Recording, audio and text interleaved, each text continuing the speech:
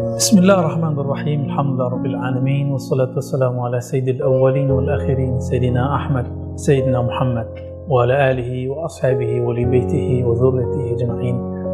Salatu wassalamu alayka ya sayyidana ya Rasulullah. Sahabat-sahabat yang melakukan Allah, apakah itu yang disebut rumah Allah, Baitullah? Allah kan bukan jisim, bukan benda. Tentu Allah tidak butuh rumah, tidak memerlukan rumah. Lalu apa makna Baitullah? Baitullah berarti maudhi'un fihi ibadatullah, tempat yang di dalamnya ada ibadah kepada Allah. Apakah tempat menyembah Allah itu masjid yang ada bangunan megah, ada kubahnya, ada tangga yang bagus, ada jendelanya yang melengkung, ada kubahnya, kubah Persia, ada mihrabnya, ada karpet permadani yang luar biasa tebal. Apakah itu yang disebut masjid? Bukan, itu disebut bangunan masjid. Maka Nabi mengatakan, man bana masjidan, siapa yang membangunkan bangunannya masjid. Bina'al masjid, sebenarnya maknanya begitu. Banallahu lahu baitan fil jannah, maka Allah akan bangunkan bagi dia satu istana di surga. Tapi ada hadis lain yang menyebutkan, siapa yang sholat 12 rakaat sehari, Allah bangunkan bagi dia istana di surga. Dan ada hadis yang lebih dahsyat, nawwiru buyutakum bis salati wa tilawatil Qur'an.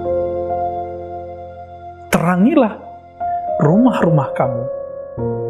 Di sini bisa diartikan rumah Allah, masjidkah, atau rumah fisik, dengan sholat dan baca Quran. Tapi sahabat-sahabat makan Allah, jika yang disebut masjid itu adalah bangunan, bukankah bangunan yang bentuknya masjid di beberapa tempat di Persia dulu digunakan untuk menyembah api? Di Syam digunakan untuk gereja, sinagog. Berarti bukan itu. Kenapa? Karena peradaban Arab tidak mengenal bentuk ada kubah. Itu peradaban Persia. Baru ketika Islam menyebar ke Persia, baru bentuk masjid itu ada kubah yang melengkung, ada jendela yang cantik sekali. Ternyata bukan itu yang disebut hakikat masjid. Itu bangunan fisik masjid. Apabila seseorang berzikir di dalam masjid, beribadah di situ, baru disebut ini masjid. Tapi hakikat orang yang beribadah itu, dia sedang mengisi apa? Karena ada orang yang ibadah, tapi Allah katakan fawailul lil musallin, celaka bagi orang yang sholat. Ada kelompok sahabat yang berkhianat, tidak boleh disebut sahabat juga. Sekelompok orang yang berkhianat, lalu kemudian ingin memata-matai Nabi, memecah belah Nabi, sahabat-sahabat Nabi. Mereka membangun masjid tandingan, masjid juga disebut kemudian Masjid Dirar dalam surat Taubah. Berarti bukan itu hakikat rumah Allah. Hakikat rumah Allah yang disebut di dalam surat An-Nur, fi buyutin azinallah an turfa'a, ya, di rumah-rumah Allah yang diizinkan di sana diangkat nama-nama Allah. An turfa, diangkat di dalamnya nama-nama Allah Subhanahu wa ta'ala. Maka sahabat-sahabat dimakan Allah, di manakah kita menyebut nama Allah? Kembali ke dalam Al-Quran surat Taghabun ayat 8. Allah mengatakan wazkurisma rabbika, sebutlah nama Rabb. Kemudian kita komparasi dengan surah Al-A'raf ayat 205. Wazkur rabbaka fi nafsi, sebutlah nama Rabbmu di dalam jiwamu. Itulah masjid besar kita. Di dalam masjid besar namanya jiwa ini, ada lagi yang lebih dalam, mihrabnya masjid kita, mihrabnya Baitullah dalam diri kita. Apa itu?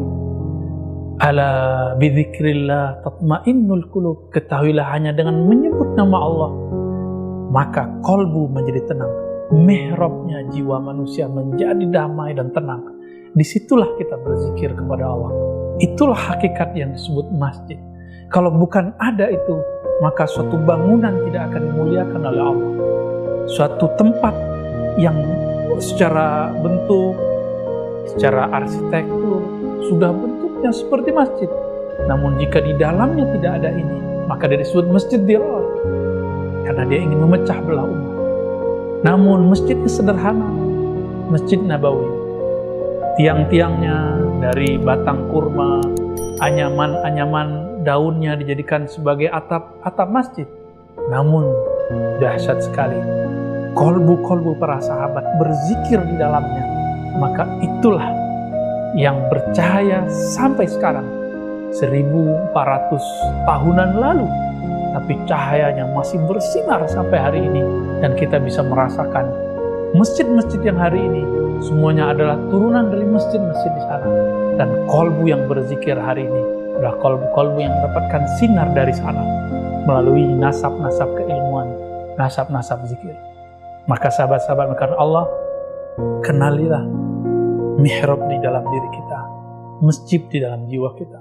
Barulah orang ini dikatakan khasyi'un, orang-orang yang khusyuk kepada Allah Subhanahu wa ta'ala. Wa sallallahu ala nabiyina Muhammad. Assalamualaikum warahmatullahi